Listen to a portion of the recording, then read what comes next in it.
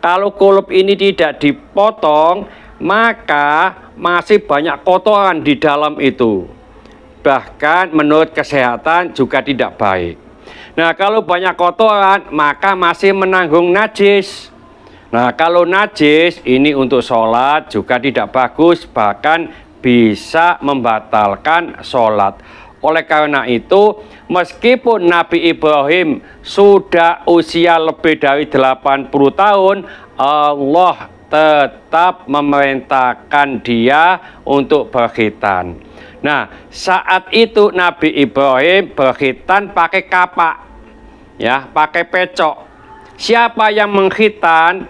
Dirinya sendiri. Jadi Nabi Ibrahim itu khitannya dikhitan sendiri, tidak dikhitan oleh orang lain.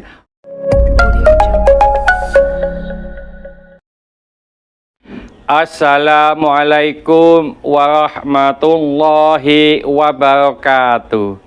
Kali ini saya ingin membahas hadis yang berkenaan dengan khitan masa tua. Ada hadis yang diriwayatkan oleh Imam Bukhari, yaitu an Abi Hurairah. Hadis ini datangnya dari Abu Hurairah.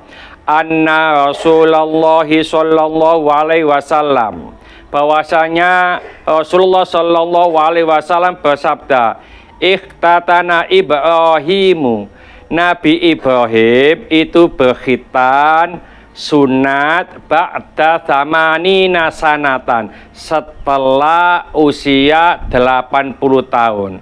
Waqtatana bil qadumi, beliau berkhitan dengan kapak, bahasa Jawanya adalah pecok. Jadi di dalam Islam, khitan atau sunat ini sangat penting. Saking pentingnya sampai-sampai Allah Subhanahu wa Ta'ala ini memerintahkan Nabi Ibrahim untuk khitan. Khitan itu maaf adalah memotong bagian yang rahasia dari anggota badan manusia yang rahasia. Jadi umpamanya, ngapunten maaf, ini ada kemaluan manusia, kemaluan laki-laki, penis umpamanya, ini ada kulup, maka yang dipotong ini adalah kulupnya. Ini namanya khitan. Kenapa dipotong? Maaf, kalau kulup ini tidak dipotong, maka masih banyak kotoran di dalam itu. Bahkan menurut kesehatan juga tidak baik. Nah, kalau banyak kotoran, maka masih menanggung najis. Nah, kalau najis ini untuk sholat juga tidak bagus, bahkan bisa membatalkan sholat.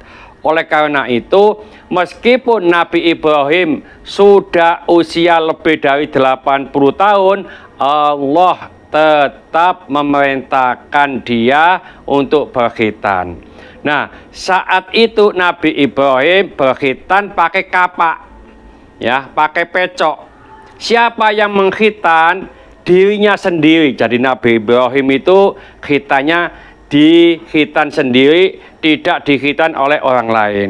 Sebagai ilustrasi, nah, kalau memotong sendiri itu kadang-kadang tidak tega atau takut.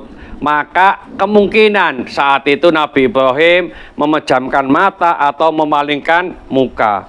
Ini diodot begini, ini ditancap, plek, untung pas. Kalau nggak pas, habis nanti.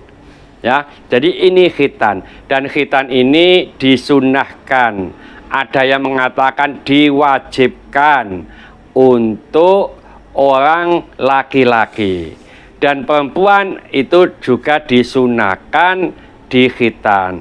Oleh karena itu, bagi bapak-bapak atau orang tua yang punya anak yang belum berkhitan, sebaiknya lekas-lekas dikhitankan. Maaf, saya sendiri itu khitannya usia 12 hari, jadi masih bayi.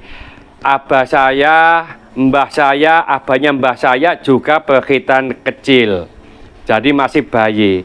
Anak saya, cucu saya rata-rata berkhitan antara 12 sampai 13 hari. Nah, umpamanya kalau berkhitan itu usianya 10 tahun, 12 tahun, monggo. Yang terpenting upayakan jangan sampai anak sudah balik baru dikhitan. Ini sudah mukalaf, sudah punya tanggungan. Dan sholatnya nanti sebagian ulama mengatakan kalau ada laki-laki yang belum dikhitan, sholatnya masih bermasalah, bahkan sholatnya tidak sah karena masih mengandung najis. Dan khitan ini sangat bermanfaat bagi kesehatan, utamanya nanti kalau sudah punya istri lalu berjima dengan istri, maka itu sangat dibutuhkan karena dari segi kesehatan. Banyak pakar-pakar kesehatan, kenapa wanita ini ada rahimnya atau di saluran kemaluannya ini ada kanker, ada tumor dan seterusnya. Salah satunya adalah karena tidak bersihnya laki-laki yang menjimaknya. Mudah-mudahan sedikit ini dibarengi hidayah oleh Allah Subhanahu wa Ta'ala. Mudah-mudahan bermanfaat bagi kita semuanya. Sampai jumpa di video yang akan datang. Akhir kalam, wassalamualaikum warahmatullahi wabarakatuh.